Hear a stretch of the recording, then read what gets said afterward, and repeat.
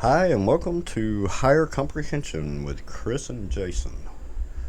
Today we're going to get high and try to comprehend Christopher Columbus and talk about his life a little bit and his voyages to the Americas. Maybe a little bit about the Americas. First off, maybe a little bit of history about Columbus.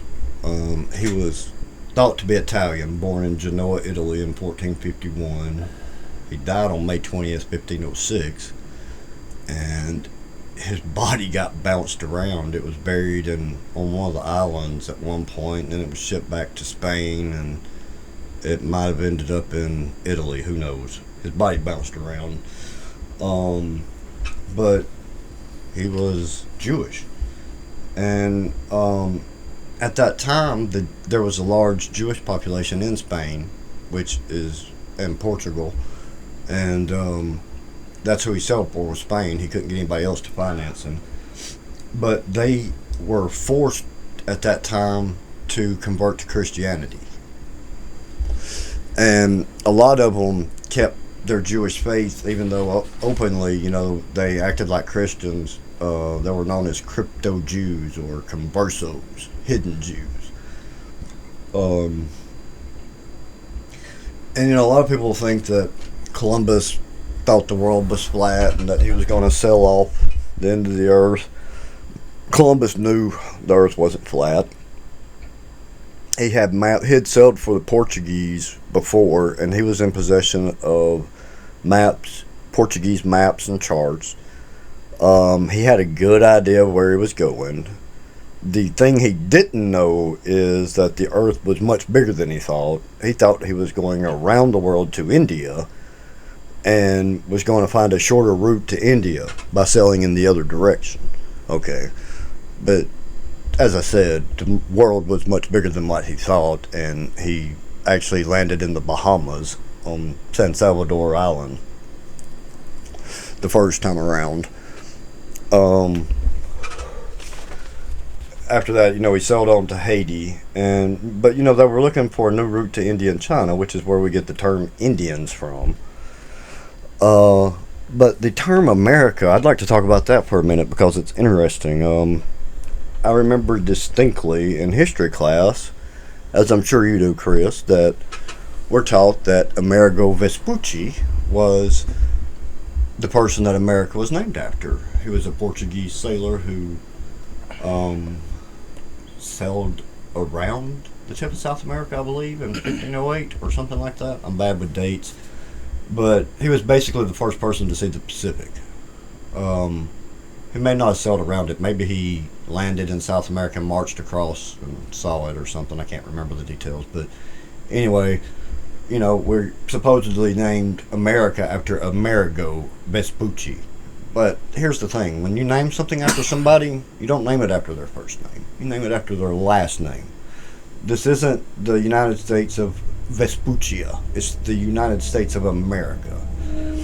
And frankly, I never really thought that story had any validity. There were several different possibilities of several other possibilities, which that it is quite possible. Maybe that is where it came from, but I think it's more likely that it came from one of the native names. In Nicaragua, there are the Mara-esque Mountains. There was a merchant named Richard America, spelled Amerike, and he may have had maps made of the Americas, and it gotten the name from him specifically. But I was always more partial to the idea of it being named after Amaru. He was the Incan double-headed serpent god that dwelled underground or at the bottom of lakes and rivers. And Amaru is spelled Amaru, and to them, Amaruka would be land of Amaru. So it just made more sense to me that America was really Amaruka.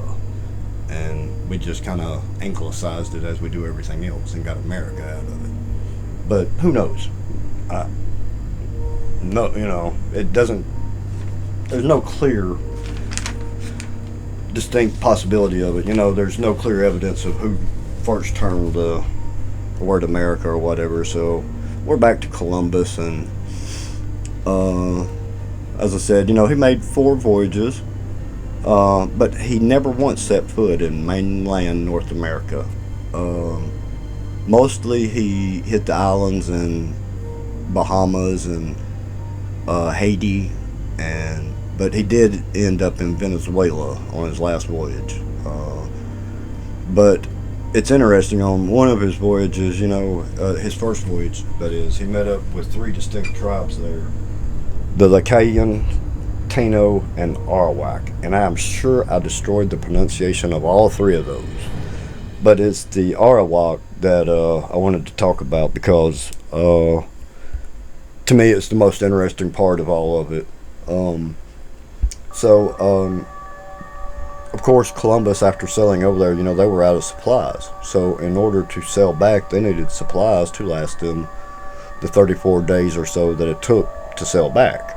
And for the natives, they couldn't spare that much supplies to give to that many people. Columbus had 3 ships on that voyage, and that was a ton of resources, and it would have left them short for the winter.